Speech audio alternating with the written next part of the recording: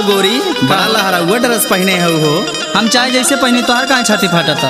अरे छाती तो फटबे करी लहाई, सुना का कहा था सुनावा।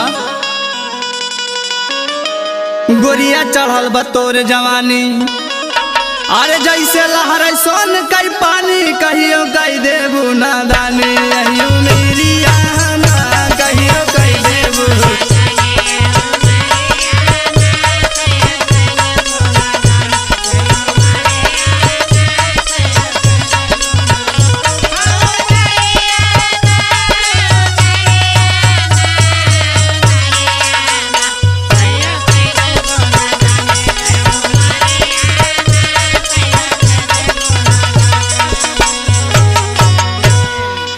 अरे जालू दई के ओठ में लाली, तोहार काहे छाती फाटता। सुना काहे फाटता, सुनावा।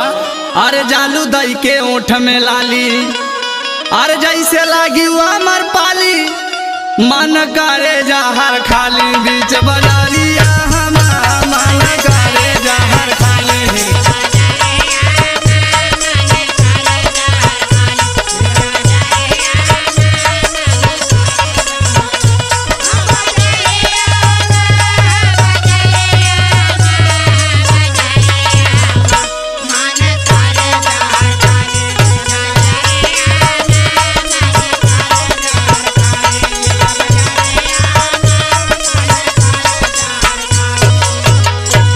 देखा जबान संभार के बात की है हमसे। अरे हम करत ही जबान संभार के, पहले बात सुनो हमार। सुनावा।